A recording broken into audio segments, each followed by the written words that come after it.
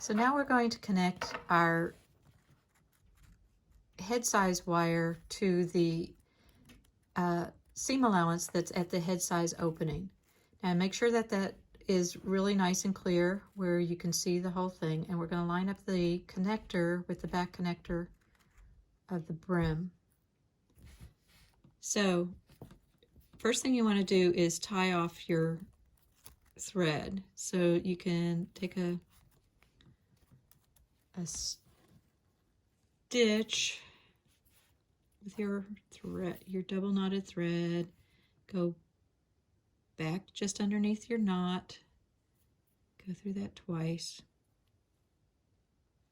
pull that tight, and now your thread is nice and secure to your buckram. You don't want to yank on that too hard because you can bust the buckram. It's can be fragile, especially if you're dealing with some that's a little bit older. So what I'm going to do now is I'm going to go over the wire, and I'm going to go back to that red line, back to my seam allowance line, and try to go through the same spot that you came out with your knot. I'm going to go around the back of the wire. So once again, I'm going to skip over about 1/4 inch, coming out of that red line again. I just dropped my needle. Come out of the red line again, go over the wire, back to where your original stitch is. Now there's two options here. What you want to do is make sure that your stitching isn't going to the inside of your seam allowance. So on the back side, what you want to do is you want to go back through your previous stitch. So it's kind of like your blanket stitch where you're going back through your previous stitch, and you're going to pull that tight so that those stitches all end up in a nice tight line. And what that is doing is pulling the tension right here at this stitch. You want this to end up looking more where the stitches on this side are more straight up and down, and the stitches on this side are nice and straight, than a whip stitch. You can do this in just, you want to make sure that the side is straight. The other side, if you choose not to go through this other stitch, it's not vital that you do that. It does make it easier and cleaner looking on this side so that you have this nice stitch going on. Okay, so I'm going to go back to my seam allowance, back around the wire,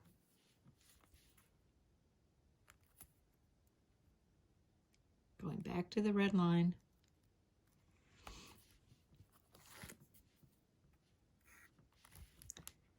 catch my stitch,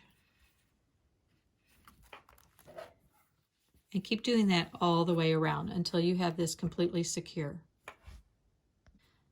So I find it easier to go from the inside of the wire, and before you pull your thread completely tight on the back, you keep that loop in the back. Pull it fairly close, if you can see, fairly close.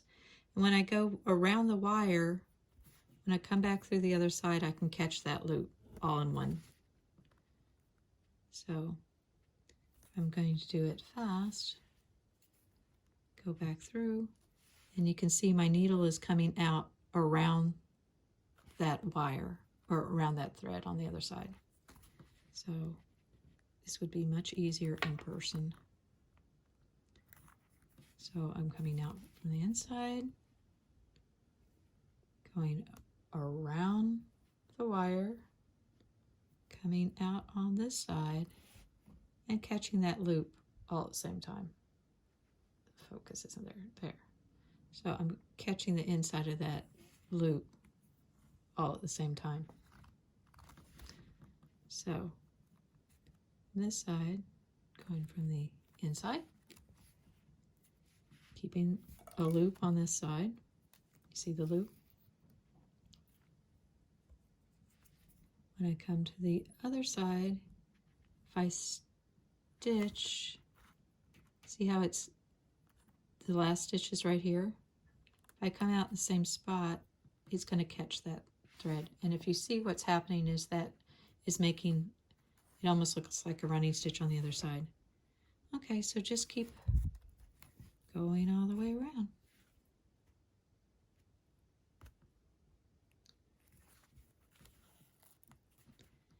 So once you get to a spot where you need to tie off your thread, make sure you tie it off on the outside of the wire instead of the inside. That way, if when we go to cut that seam allowance, you don't accidentally cut your stitching at the same time.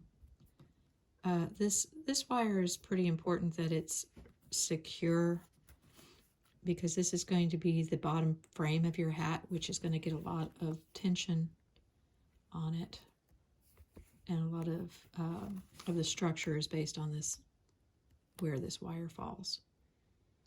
So keep going all the way around. Make sure you give yourself enough thread to tie it off. I'm going to go ahead and tie it off, even though I have a bit more thread than I probably need. I'm going to go out here on the outside of the hat, right up against the wire. Go through it. Come back right out there. Go through this loop twice. Pull it, and there my knot is secure. I'm going to just do that one more time, just to make sure that I went through my loop twice and pull it tight. There. Okay. So go ahead and finish that off, and we'll be on to our next step.